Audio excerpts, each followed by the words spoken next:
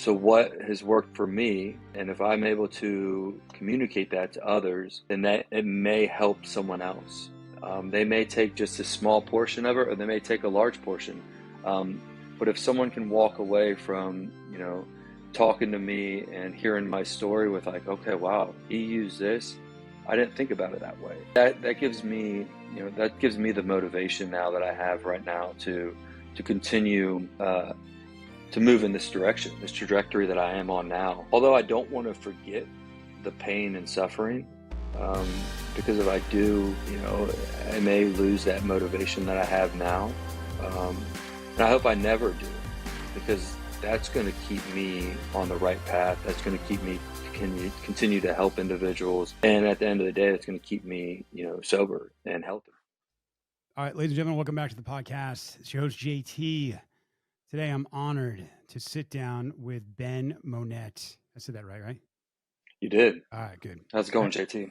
Pretty good, man. I appreciate you taking the time to do this. First of all, I was introduced to you by Sydney and Nick Lavery.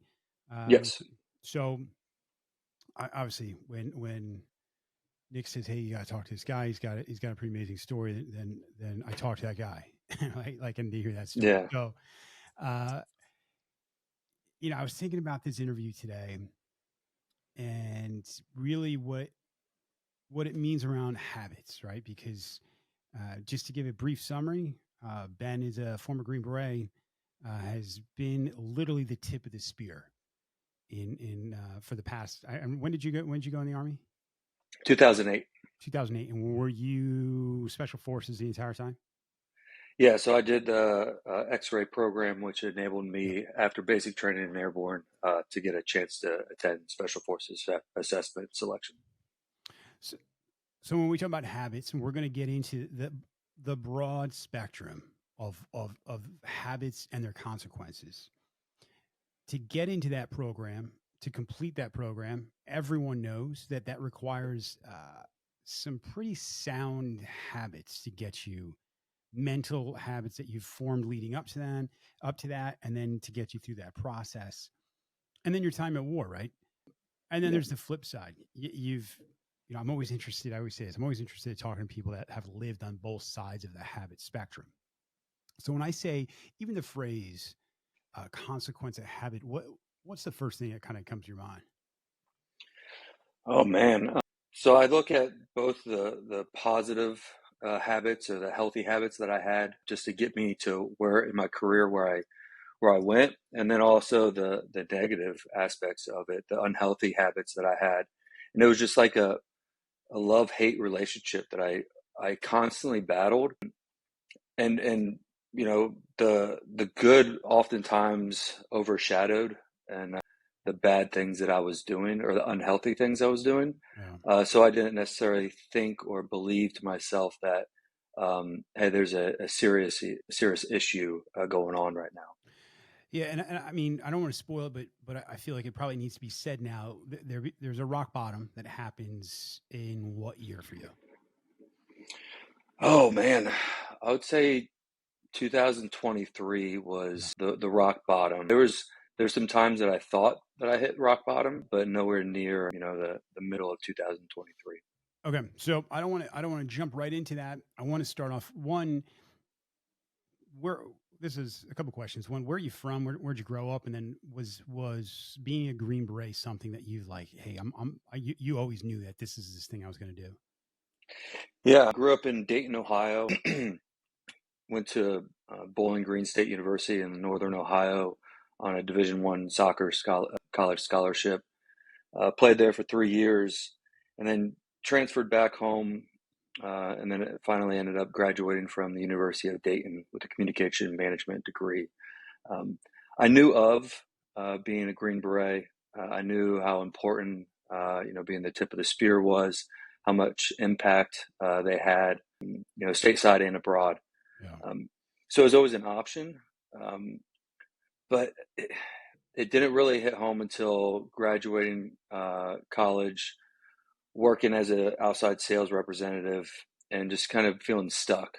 I've always wanted to do something greater, serve, something better than myself or more important than myself. And it just happened that one of the clients that I at the time was working with, they were next to the recruiting station. And I was like, you know what, this is an opportunity here.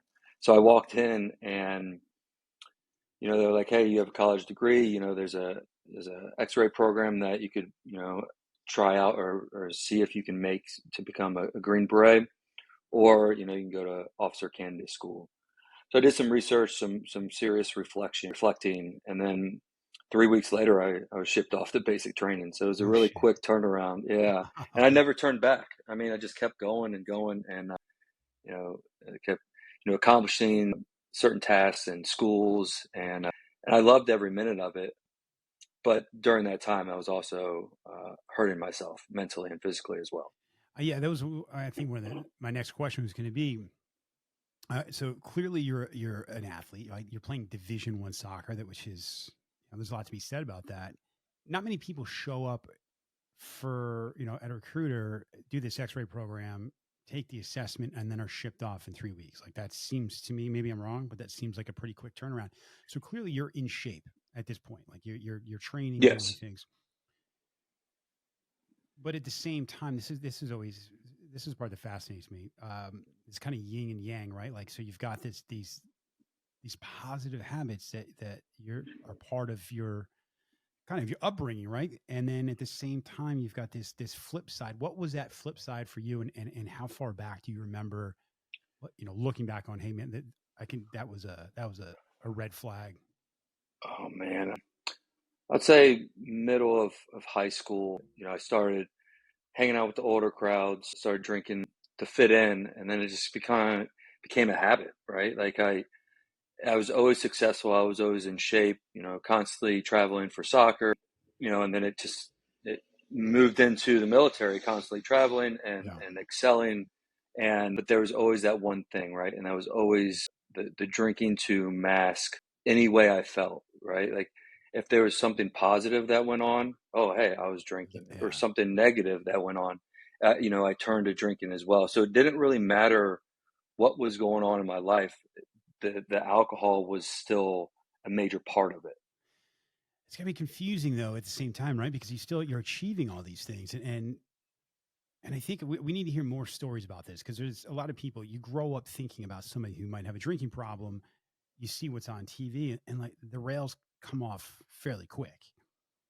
But at the same Yeah, time, there's a lot of people, man, that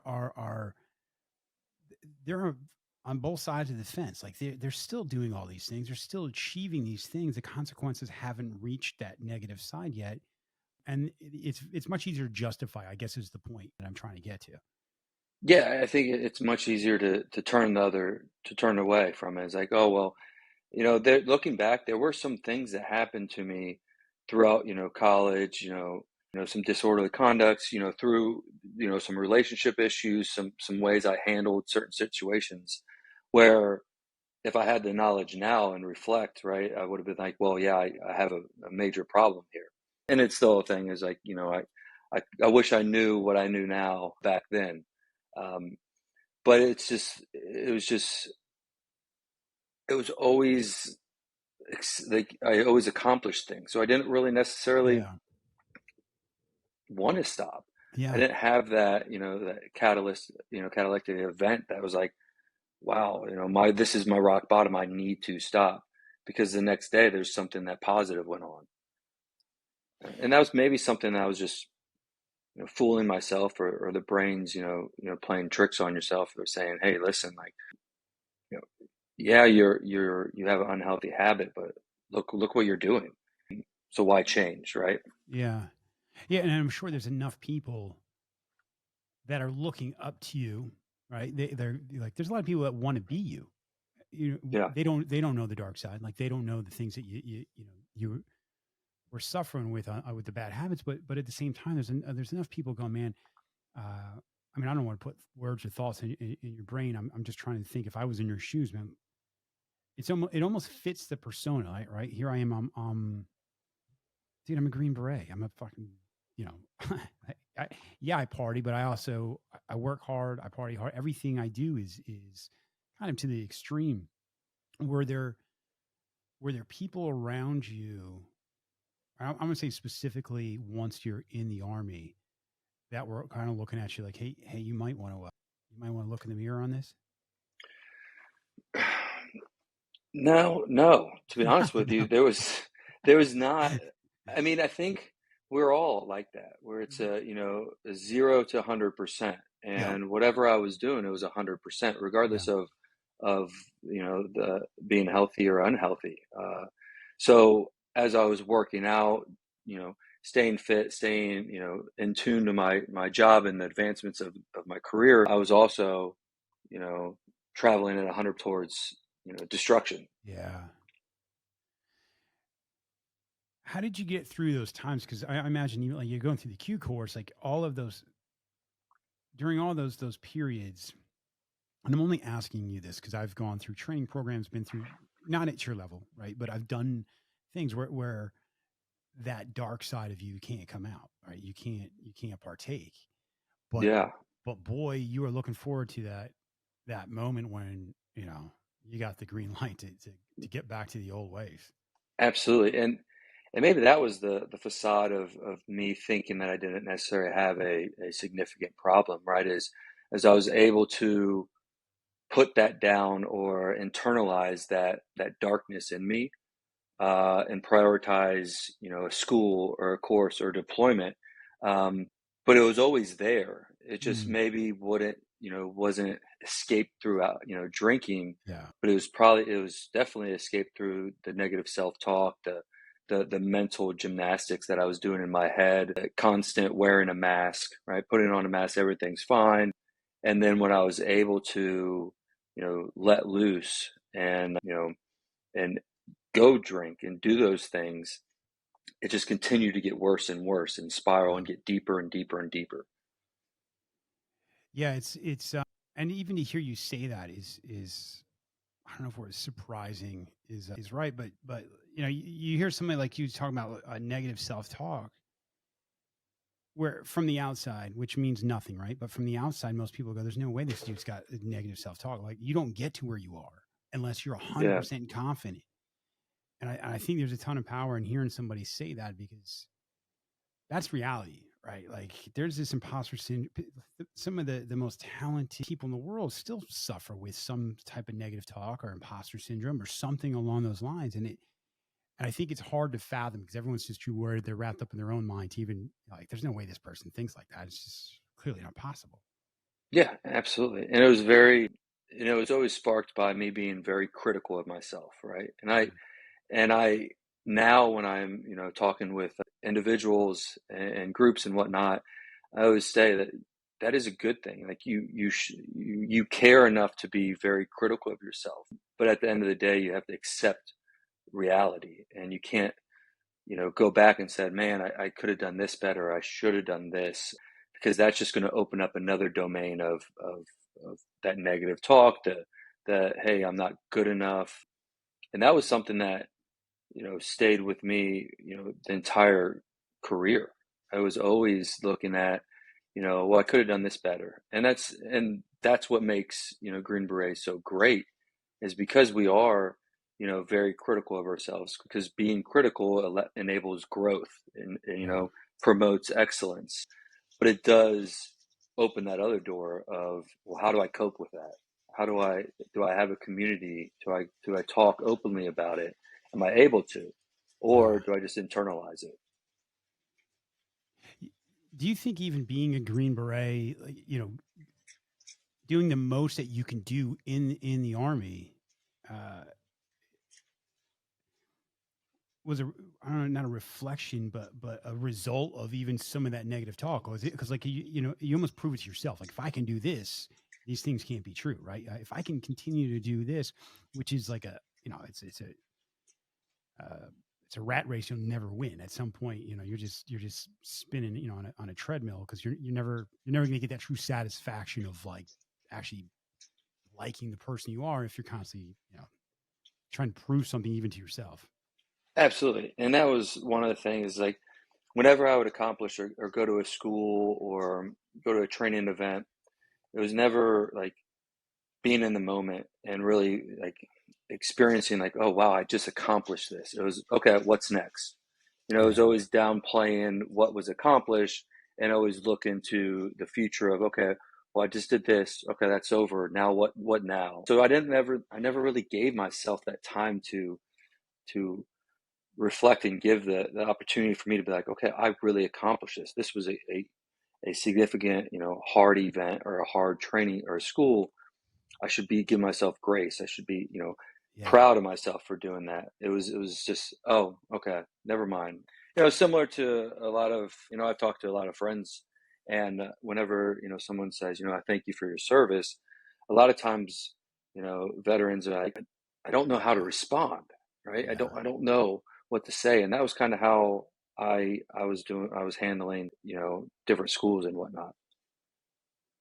Yeah. I can see that. And how far? I mean, how far back do you remember feeling that way? You know what I mean? Like, how far back do you remember just kind of, I don't know, second guessing or just that negative demon getting in there and telling you you're not Yeah. good enough? Yeah. I would say, during the Q course, when the training portion of special forces, uh, it was so fast. I didn't have the time to have that come up. It Yeah. was always just compartmentalized. And I wouldn't say till when my first deployment was in 2013, and coming back, that was when it was like, okay, like how do I reintegrate? How do I like Yeah. now times are slowing down. you know, what do I do? What do I do with my thoughts? How do I handle this? The transitioning between being deployed and being always switched on, and then coming home and be like, okay, well, this is all I know, so I'm going to be, constantly switched on, and it's hurt my relationships with my relationships with women and my wife and whatnot, because it was always constantly moving forward and constantly it's like just be in the present, slow down a little bit. Yeah. Being stagnant with a mindset like that's a dangerous thing, right? Like, I mean, there's tons of people that struggle with silence, right? They struggle with if they're not distracted. I mean, I'm one of them. Like, I constantly have to feel, I have to work on not doing something. And I think I've always, like, I look back, man, I think I was always that way.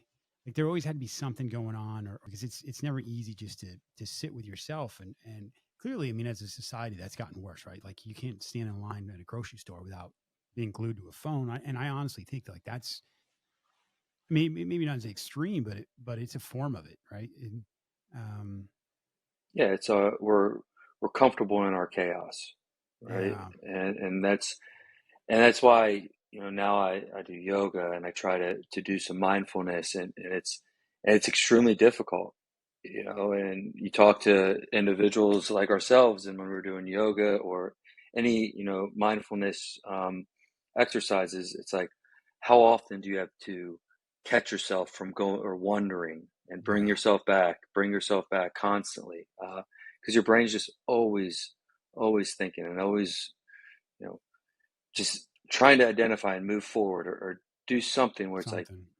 just slow down. Yeah, And I struggle with that till this day. It's like everything, it takes practice, and that's probably one of the harder things that I've started to do is have that time where I just sit in silence. No phone with me, and nothing, is just sit and just just sit there. relax.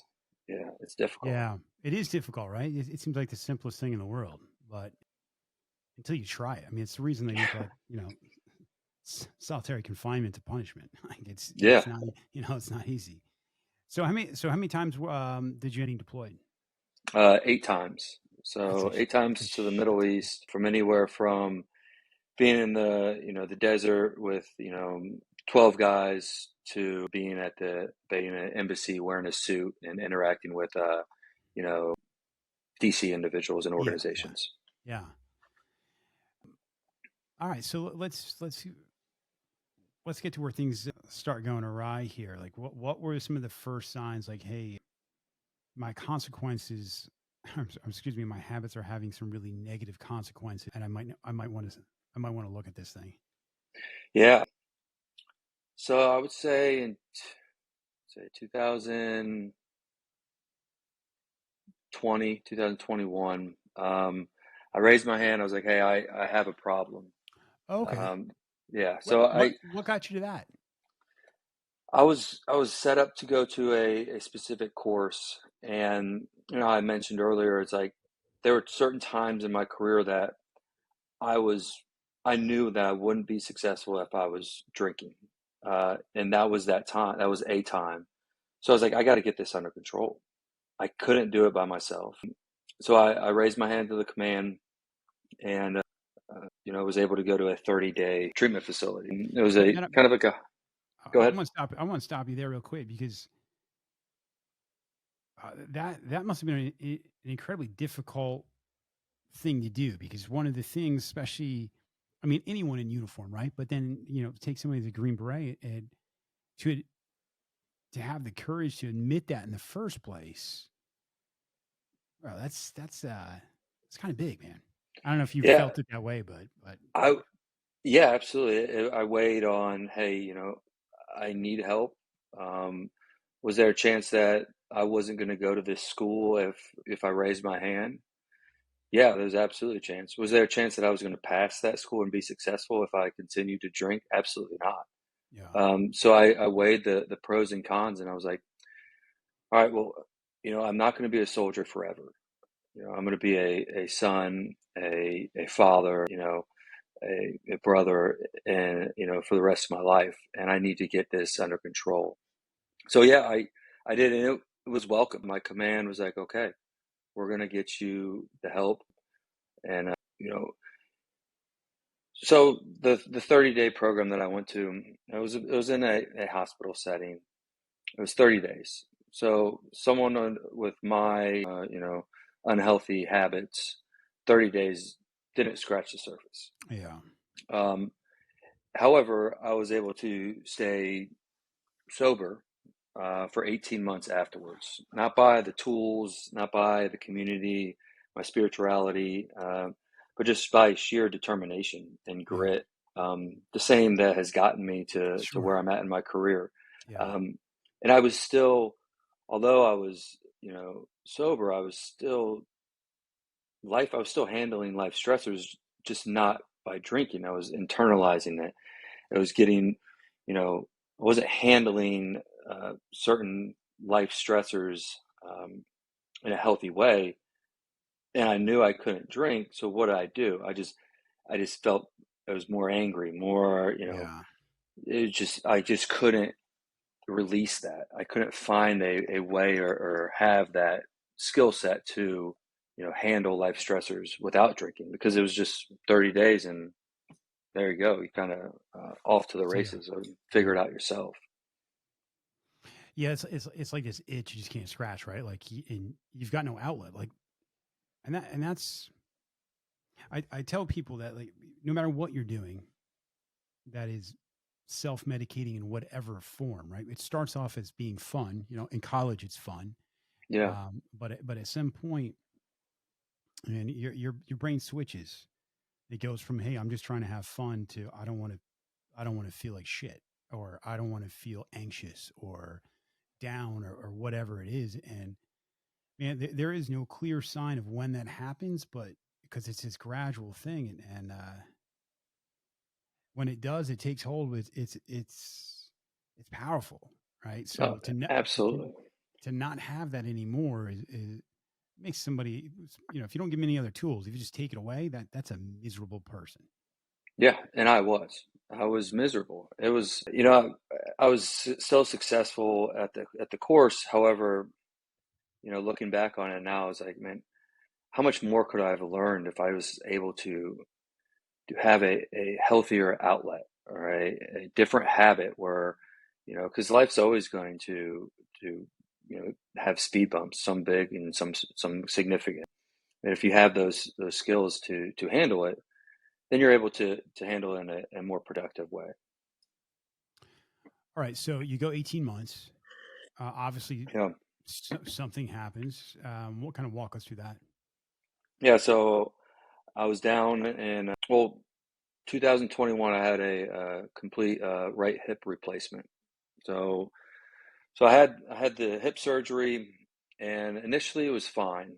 Um, but about early 2023, just started flaring up some issues. Uh, at the same time, I was able to say, hey, maybe let's try some antidepressants.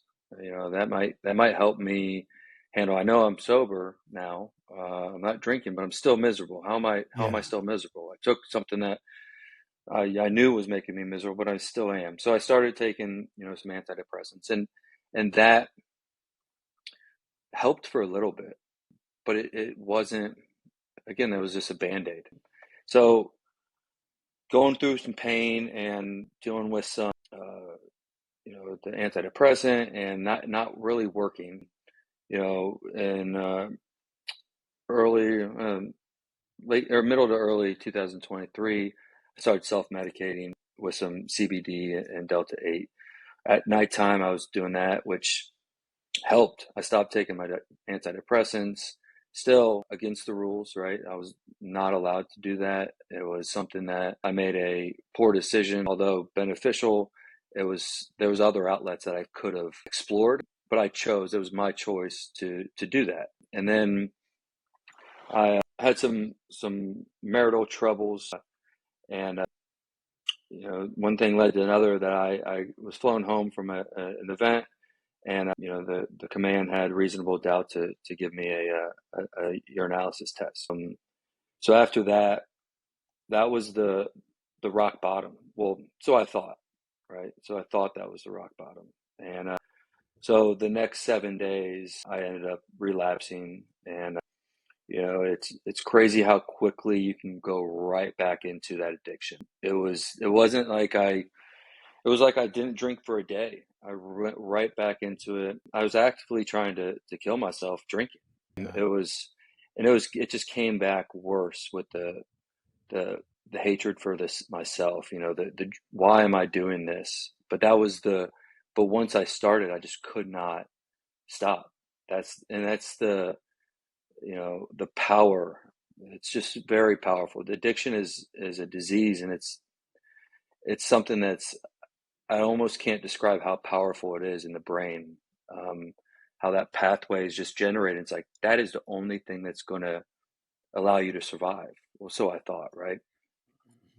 Um, Well, because when you talk about willpower, right? I mean, you'd be hard pressed to find somebody with a career like yours that has more willpower in certain aspects of their life, and I think that speaks to what you're saying, like the power, how powerful this thing, had its grip on you, yeah, because you've gone through physical hell and you stuck with it, but this is different, right? This you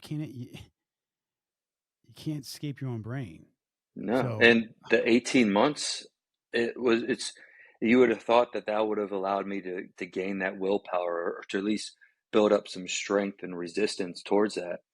And that second, and it wasn't like my relapse was that first time I took a drink. It was driving, to the liquor store. My brain already went down into yeah. relapse, right? Like before you take that first drink, you have already relapsed in your brain. Your brain knows and has control over your actions and thoughts. And it's just, you are going to make that happen. And that was something that is very eye-opening of how much of a grip it has. And once you start, right? Like, I mean, when you telling me that story, and you talk to anyone who quit anything, specifically around on alcohol and drugs, when you first quit, you have dreams about it. Like you dream that I don't know if you did, I did, or I would dream I drank, and I literally wake up in tears sometimes. I got to turn this stupid thing. I keep getting a little bubble thumbs up on my. Yeah, every time like you move your thumb or something, it gives me a Yeah, thumbs up. yeah, yeah. Well, we're gonna. We got, our producer's gonna edit that part out, but so I don't even know how to shut it off. So that first morning when you woke up after those 18 months had to be incredibly difficult. And to me, it almost makes sense why you just go back, because it's like Man, you want to get away from that feeling. Like that feeling must have Yeah, sucked. there's a lot of guilt, shame, like what the 18 months was gone, right? Like that was the time that I had, and I was very proud of that time. Of course. Um, and then, that how do I handle the guilt and shame of that? Well, guess what? I know Escape. what's going to make me feel better is, yeah, to Yeah. escape, to put that band-aid over it again. And it just starts that vicious cycle. And I mean, that's a good point because people, it seems so fucking simple from the outside. It's like, hey, don't do that. Hey, just, hey, you just, here's a good idea. You don't do that thing. Um, Yeah. right. Like, Yeah. you're like, oh yeah, okay. No, I was wondering what the trick was. Yeah. Thanks for the Um, great advice. yeah. But to me, it speaks to where somebody is and how much pain they're in. I mean, you just spoke like I was trying to drink myself to death. Did you know it at that point? That's what you're doing No. subconsciously. You like the pain was just so bad that I'm gonna numb this until it's really numb. Yeah, the first drink I had, I just knew that I was right back into it. It wasn't, and then I started to lie to myself, like, oh no, like I won't go back to the Yeah. way I was. Well, no, I was right back into it. And it was something that, looking back on it and able to reflect, that those 7 days was extremely dark. And there's something to be said about each time that you have some time of sobriety and then you go back, it gets worse and worse and worse. And it was just a bad time in my life, you know.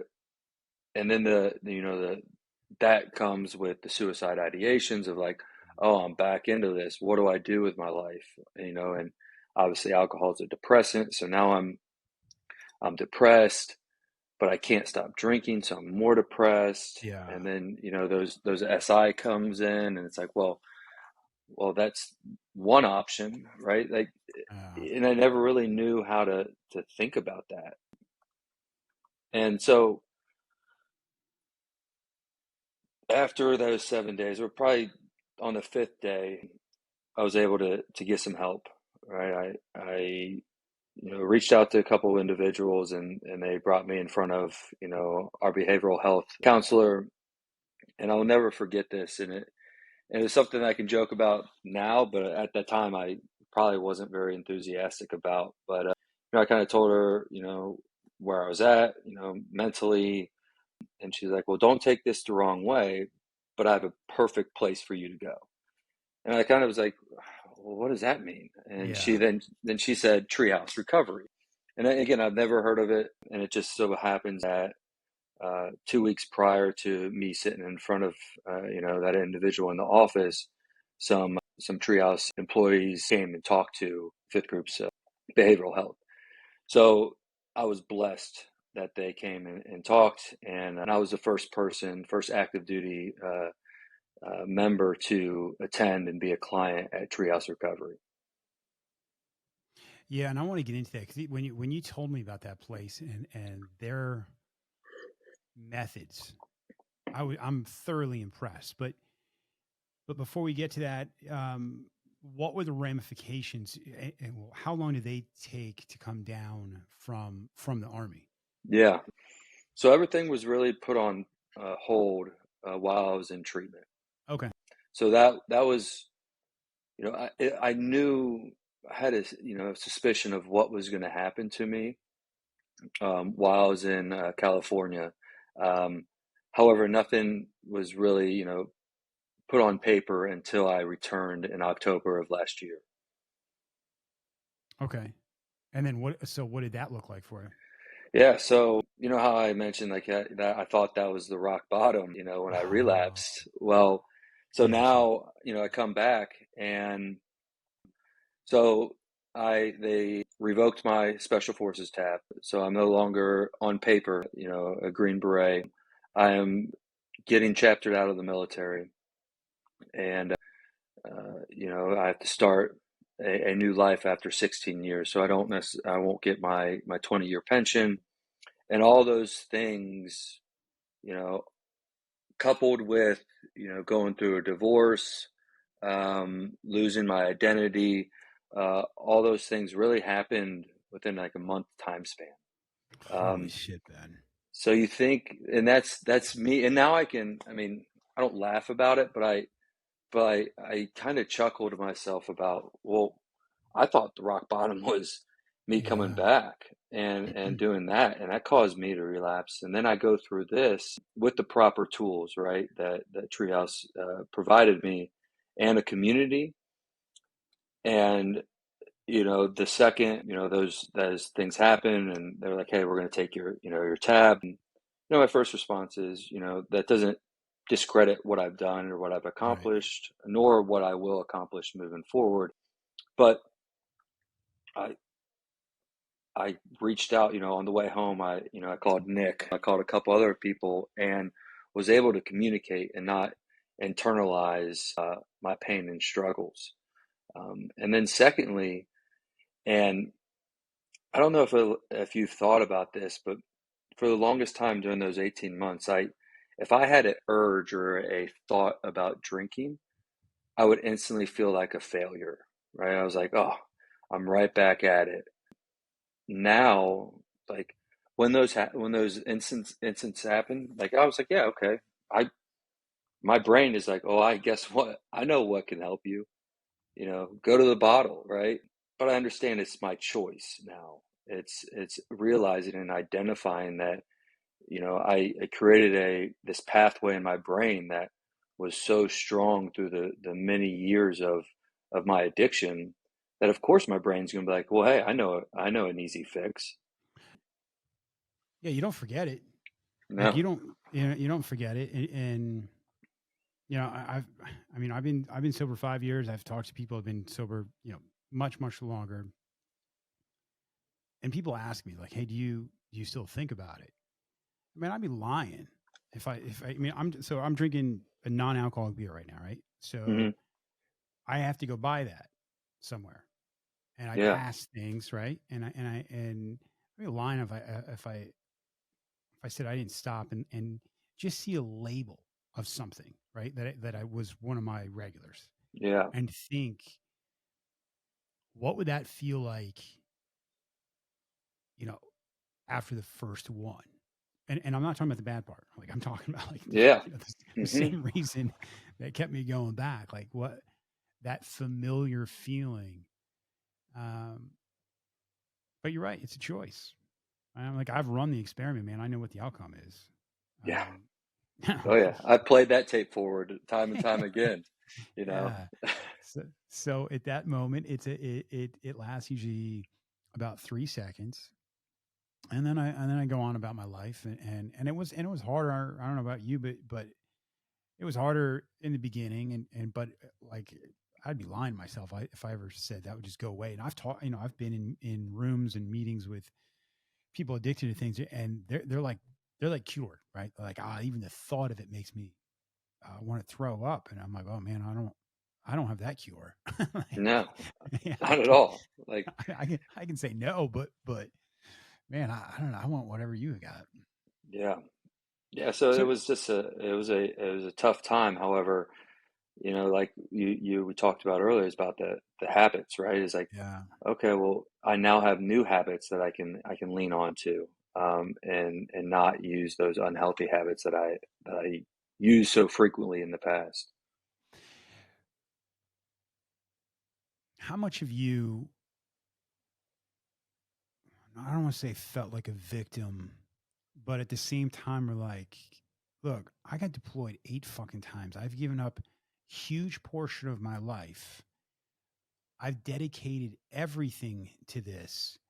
And because I have this thing, you've stripped something that I've worked so hard for.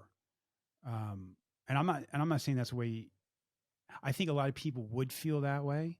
And I'm not saying that you have, because every time I've spoke to you leading up to this, and we've texted back and forth, and we spoke Yeah. on the phone. You've always shown an amazing sense of gratitude to the direction you're going now. But there had to be a part of that at first where that flip side. I mean, maybe I'm wrong. Maybe you already had the tools, and we're going to get into what Treehouse is doing. But I don't know. What was your experience with that? Uh, Again, I'd be lying if I didn't say I did feel like a victim, right? Like Yeah, initially I was like, oh my gosh, like I started thinking, well, I know this person or this person did something worse than I sure. did, and Yeah, all this yeah, stuff. Try to scapegoat, But at the end of the day, it was my decision, right? It was my yeah, decision to do that, and moving forward, if I expect accountability from others, then I have to be accountable for myself and my yeah, actions. And unfortunately, that my actions have caused these events to happen, and I can't change that. There are times that early on that I would wake up and think and ruminate about it, and like, oh my yeah, gosh, I can't have that, can't happen, and get angry at it and try to cast blame to other people. Um, but like it's my choice today to not drink. It was my choice that day to do that. So it's very humbling and it's difficult to accept that responsibility because it had such a dramatic impact on my life, and it was my identity, right? 16 years is a long time to do one thing, but I use some perception shifting there, and I think, okay, well, I've accomplished all these things, 16 years, you know 14 of which was in heavy addiction. Okay, so now this is the next life. I've now, what can I accomplish now, right? Like, so I try to change the perception of how I think about things nowadays, because if you get stuck in that victim mindset, you're just going to spiral. You're mentally going to become more weak. Um, and, and I'm not going to say eventually I would have broken if I would have stayed in that mindset, but it would be leading towards that way. yeah. No, 100% would. Like finding acceptance in that, and then moving forward is, and then I think that that's a great transition into Treehouse because they're clearly doing something right. Uh, when people are completely broken down and everything's taken from them, and it's something they've worked so insanely hard for, uh, it takes some really amazing tools to be able to move on from that. And like I said, every time Absolutely. every time we spoke, it's like, hey, I'm looking forward to this part of my life. I look forward to service to others and helping people, which is amazing. So let's break that down. I mean, what is that? What does Treehouse mean to you, and what was that process like for you when you showed up, kind of a broken man? Yeah. Well, first and foremost, Treehouse has saved my life. And I can, honestly sit here and say that I don't know where I would be if I did not attend Treehouse with the things that, happened to me, in October till January of this year. So yeah, so I'm forever grateful for Treehouse, and I have the opportunity to now represent Treehouse and to to get the word out of the what resources they provide and how they view addiction, because I think AA is phenomenal. I think it's great. It's worked for millions of individuals, and I participate in it sometimes, and I know a lot of friends, and I have a lot of friends that do participate that, and that has continued to keep them on the journey of recovery. But as our society is changing, as we are evolving into to different individuals than the old timers, we always say, Yeah, you know recovery has to change. We have to adapt. We have to adapt to our societal needs, and I think Treehouse has done a phenomenal way of doing that. First and foremost, it's ran and owned by a Vietnam veteran, um, and they focus on physical activity healing the brain. They don't see addiction as an identifier, right? They look at it as it was a Band-Aid. And what's the root cause of you using, whatever substance that individual is using? Yeah. Let's tackle that. Let's get to that part. And how they do that is by using physical fitness. So the way I like to explain it is, we have two parts of our brain. Obviously, the main parts, right? You have the limbic system and the prefrontal cortex. The limbic system was my lifeline, right? It was the fight or flight, being deployed or being in any environment that saved my life numerous times. But also, ruined my life with the Yeah. decisions that I decided to make during stressful times in my life. And then you have the prefrontal cortex, right? Is that the reasoning portion of it? It's like, hey, remember, if you do decide to drink after, you losing your tab, look what's going to happen. Let's play the tape forward. Let's take some Yeah. reasoning into this. So it's working out to balance that, to build up the prefrontal cortex. So the way we do it is Monday through Friday we worked out, and it wasn't just some small workouts. It was an hour and a half of physical grueling exercise, um, and it was with a group of individuals. So we were constantly pushing each other, constantly trying to compete against one another in a healthy way.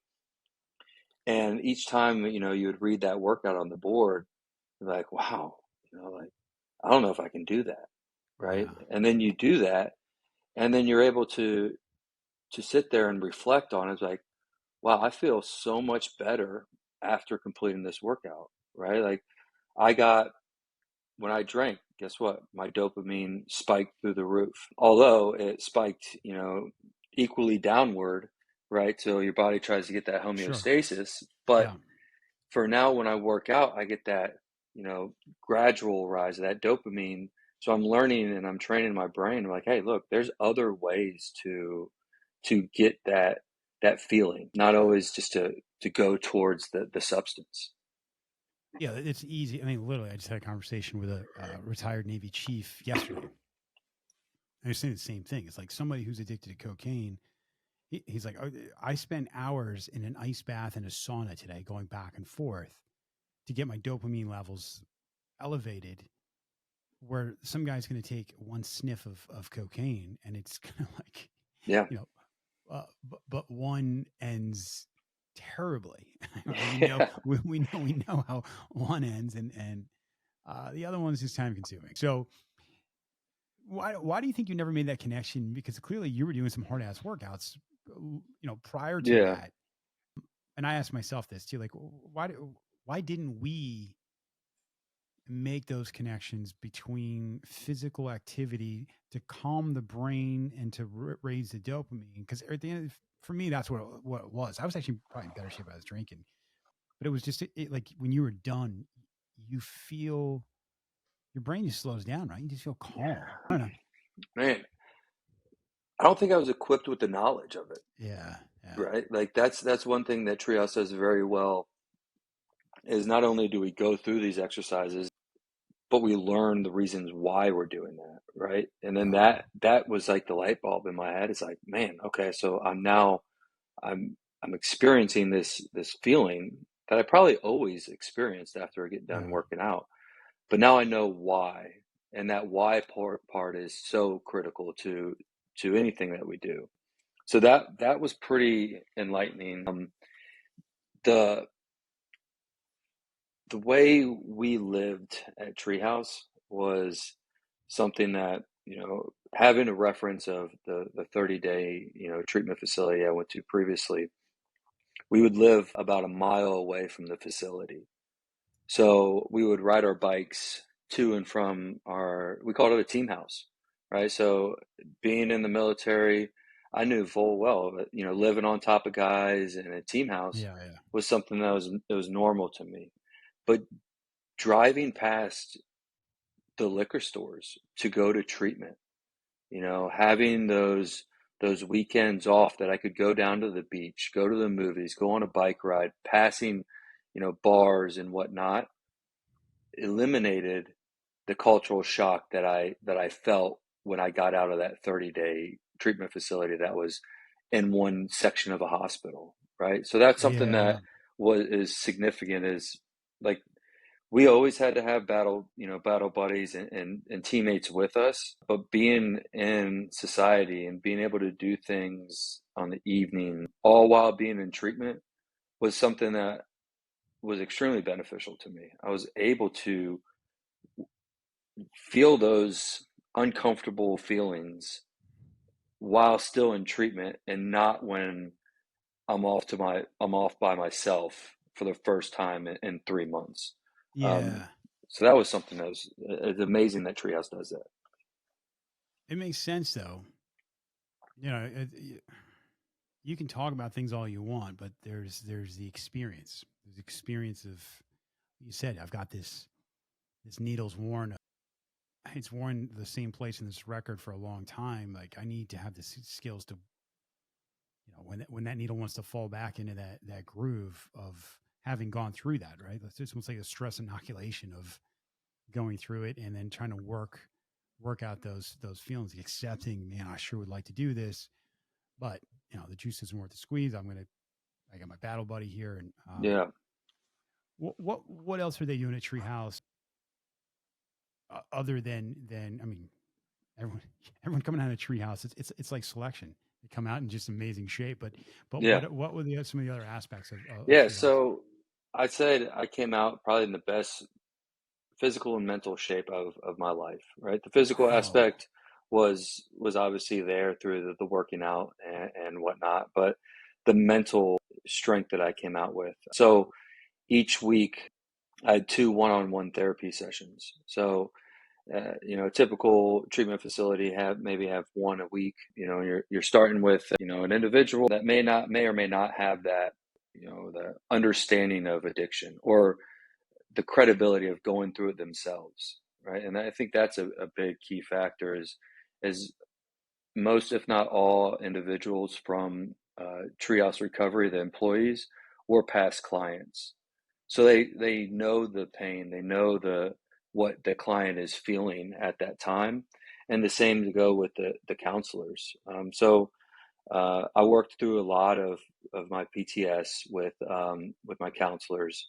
Um, so that was the one-on-one session a week, and then additionally we had this. It's called the Naked Writing Program, and a Vietnam vet created it, and it's you'd have assignments to do. One of the ones that kind of stood out to me is I had to write a letter to alcohol, saying, hey, listen, this is how I feel towards you, this is what you know you this is the love-hate relationship that I had with you for so long. So we'd write it down, and as our brain's going 100 miles a minute, when we put pen to paper, we tend to slow our brain down and able to articulate a little bit more in depth of our feelings. And then we would read it to our counselor, and then we would go through it and how we felt during the writing, how we felt after. Um, so those two sessions a week significantly helped me process, not only the trauma that I experienced in the military, the mental trauma that I experienced throughout my life, and to prepare myself for what was to come. I knew that there was going to be some administrative actions to come down on what has happened, so I was able to process that and better prepare myself for what's to come. And they helped, and it wasn't as strict as I used to. It's like, well, what do you want to work on? Do you want to work on your trauma in the military, or do you want to work on your trauma that you experienced mentally in your relationships? And it was a little bit of both, to be honest with you. Yeah. And so that's knowing the treatment environment now, having two sessions a week is was something that is unheard of. So that helped me mentally significantly. And then lastly, we would always do from 4 to 5 p.m. We would do a peer group. So it'd be a peer-led group of anything from, issues that you're having at home with the family, with significant others, or issues that you're having with individuals at the house. And that would really help, you know, being able to identify and verbalize some uncomfortable topics and have, those difficult conversations with another individual that we always need to communicate to one another. But I never had practice doing that. So having that practice, doing that in a safe environment, helped me become more willing to vocalize, what was going on mentally. How do you, maybe, and it may be too early, just tell me shut up if it is, but how do you feel about the experience now? Again, I don't want to put words or thoughts in your mind. A lot of people, when something like this happens, it seems like the worst thing that could possibly happen to you. But like the Stoic philosophy, man, or the quote, what stands in the way becomes the way, right? This is a lot of times it's these crossroads in life that it's very hard to see it in the moment, but become our mission, right? And our purpose. What is your initial thoughts now? Like when you think about the entire experience, is it, how much of a weighs on you as a negative compared to a positive right now? Oh, I'm grateful that it happened. And I say that, and you may think like, well, how am I grateful that, all these bad things have happened? Well, it kind of brought me to this stage where I know there's a significant amount of individuals that are struggling just the way, I'm struggling or I struggled.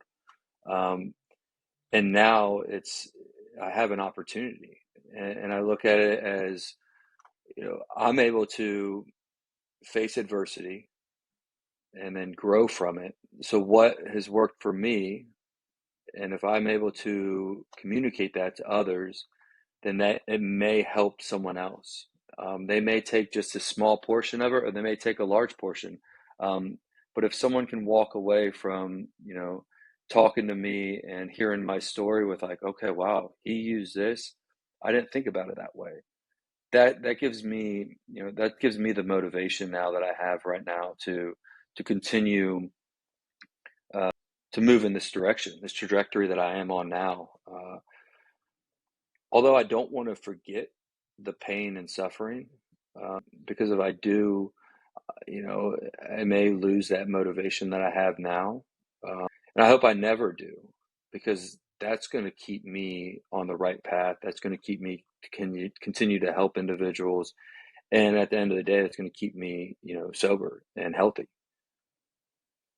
Yeah, the ramifications of uh, going through what you've gone through, doing the work, and there is something about your history, your background. Uh, like I said, it's holding these two things. I wanted to start with that question of what comes to mind when I say consequence of habit, because you've clearly done amazing things in the army, but at the same time, I mean, where do you think you'd be if that just train wreck didn't happen? Like what how would that, when you think about how would that played out? I think I would have still been sober, Just miserable. just miserable. I think Yeah. I would have At that been point, you might that. as well drink. Yeah, I was sober. I would be sober, but I would play the victim. I would be, all these bad things are happening to me. I don't know, how to handle, life stressors in a healthy way. I'm just going to internalize it. And you can only internalize it for so long until one thing breaks, right? Yeah.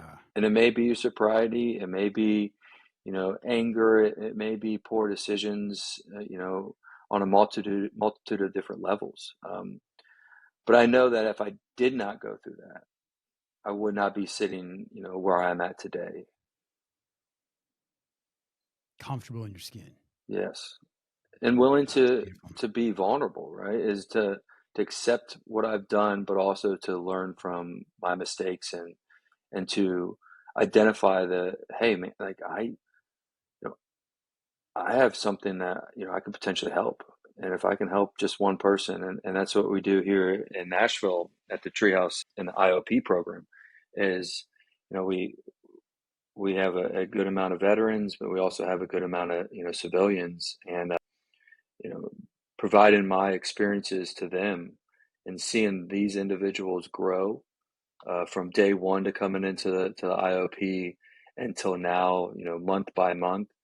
That's the drive I have now. That's the motivation that continues to keep me, sober and to continue to help individuals. Ben, you said, I may be able to help other people. I think you can take the may out of it.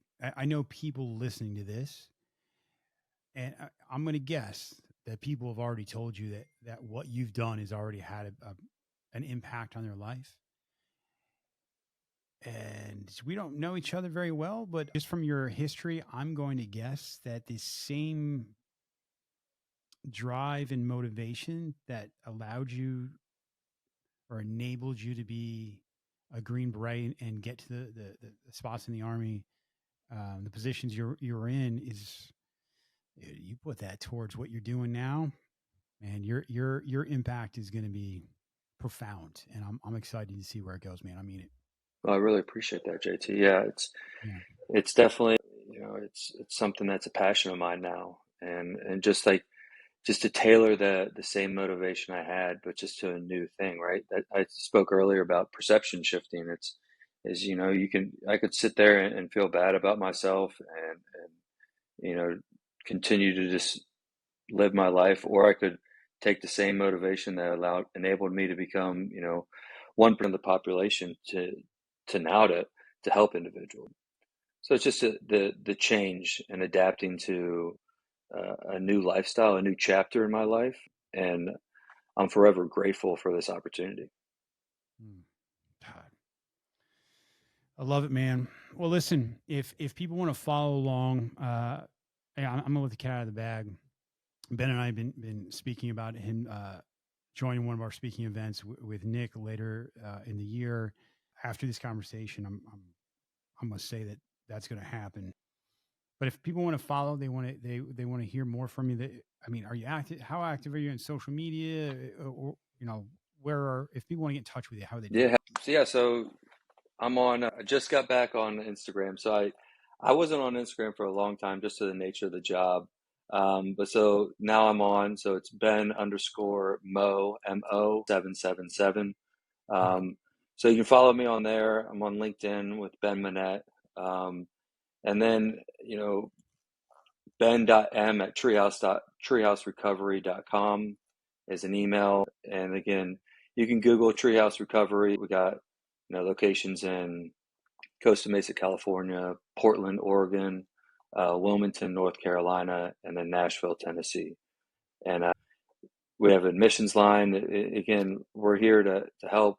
I've gotten, I've seen employees drop their hat, buy a plane ticket, and fly to an individual in need of help, just to ensure that they get to Treehouse safely. And that right there is just the mentality of Treehouse as a whole. Wow. Wow. Well, I appreciate you taking the time, man. Is there anything else you want to make sure we cover on here?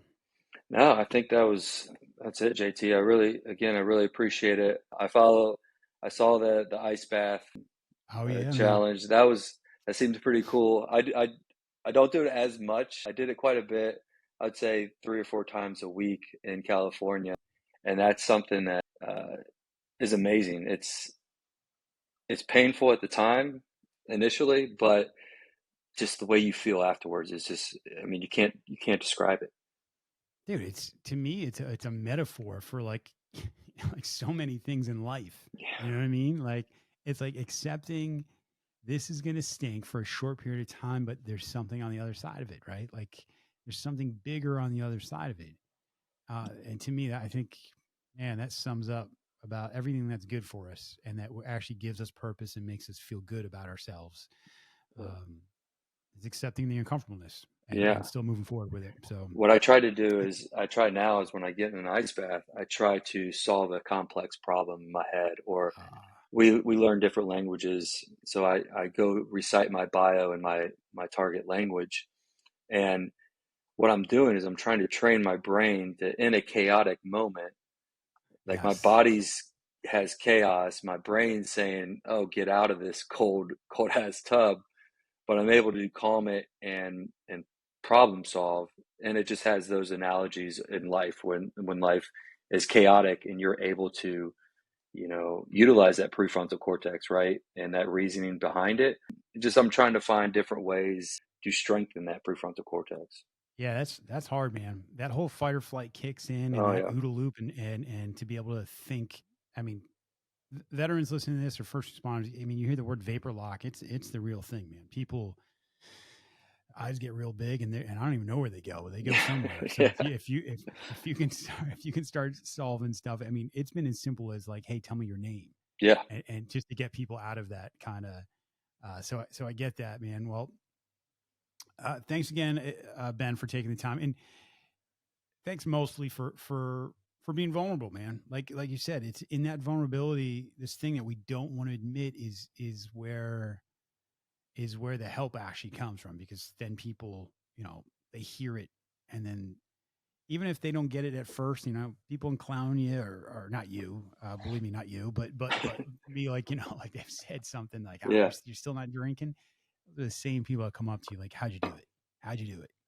Exactly. So it's that vulnerability that lowers those barriers. So cool, man. Well, thanks again, and I look forward to some future conversations, and then meet you in person. Yeah, absolutely, JT. Thank you. All right.